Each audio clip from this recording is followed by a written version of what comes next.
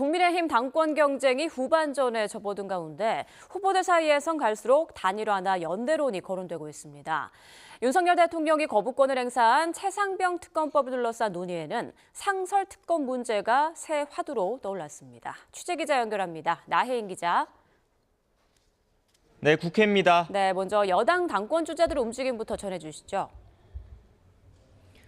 네, 국민의힘 전당대회 이제 8일 앞으로 다가왔습니다. 당대표 레이스가 마지막 막바지에 접어들면서 유력 주자인 한동훈 후보를 향한 나머지 후보들의 견제가 날카로워지는 분위기입니다.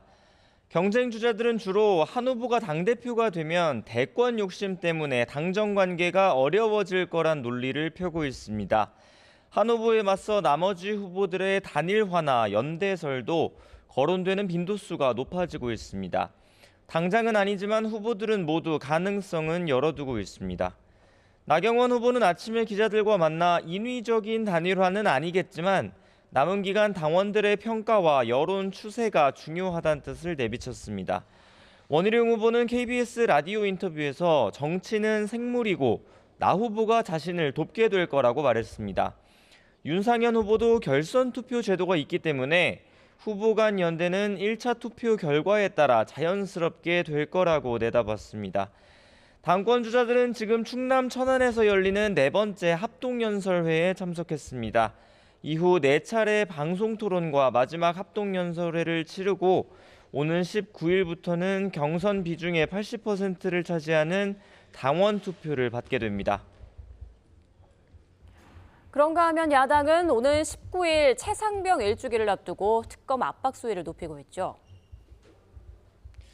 네, 민주당 이해식 수석 대변인은 최상병 일주기를 맞아 특검법과 윤석열 대통령 탄핵 청원 청문회 관철을 위한 여론전에 당력을 집중하겠다고 공개적으로 밝혔습니다. 박찬대 원내대표는 아침 회의에서 윤석열 대통령과 여당은 지난 1년간 특검 발목 잡기에만 매달려 왔다며 이런 비정한 세력이 과연 보수인지 또 존재할 이유가 있는지 묻지 않을 수 없다고 비판했습니다. 민주당은 윤 대통령이 거부권을 행사한 특검법 재표결 전략을 고민하면서 내부적으로 상설 특검 카드도 고려하고 있습니다. 이미 입법이 돼 있는 상설 특검법상 특검 추천위원 7명 가운데 4명을 야당이 추천할 수 있게 하는 국회 규칙 개정을 검토하는 겁니다. 여당은 강하게 반발하고 있습니다. 국민의힘 황우여 비상대책위원장은 상설특검은 야당이 원하는 수사 결과를 얻기 위해 스스로 수사기관을 만들겠다는 얘기라고 일축했습니다. 최상병 사건은 공수처 수사를 기다려보는 게 옳은 길이고 국민의 상식에 부합한다는 기존 입장을 고수했습니다. 여당은 야당 법제사법위원들이 오는 19일부터 예고한 대통령 탄핵 청원 청문회 역시 위헌이라며 어떤 의사 일정에도 협조할 수 없다고 선을 그었습니다. 네, 이어서 민주당 당권 경쟁 소식도 전해주시죠. 네, 최고위원 예비 경선으로 차기 지도부 경선 후보를 확정한 민주당은 이제 본격적인 전당대회 국면에 접어들었습니다.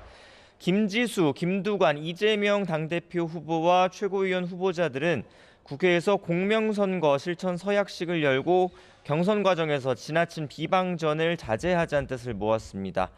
연임 도전 출사표로 먹고 사는 문제, 이 민생 이슈를 던진 이재명 후보는 종합부동산세 완화에 여지를 두는 등 그동안 민주당 주류와 결이 다른 정책 노선으로 눈길을 끌고 있습니다. 오늘 기자들과 만나서도 입장은 다양할 수 있고 다양한 입장을 조정하는 게 정치라고 말했는데 경쟁 주자인 김두관 후보는 KBS 라디오 인터뷰에서 외연 확장은 좋지만 당의 정체성을 지키는 범위에서 해야 한다고 온도차를 보였습니다. 이재명 1극 체제의 타파를 기치로 당대표 경선에 나선 김 후보 측은 경선 일정이나 일반 국민 여론조사 반영 기준이 이재명 후보에게 유리하게 설계됐다며 문제를 제기하기도 했습니다. 민주당 차기 지도부는 오는 20일 제주도당을 시작으로 지역별 순회 경선을 거쳐 다음 달 18일 전당대회에서 선출됩니다. 5명을 뽑는 최고위원 경선은 4선의 김민석 의원과 3선 전현희, 이현주 의원 등 8명이 경쟁합니다. 지금까지 국회에서 전해드렸습니다.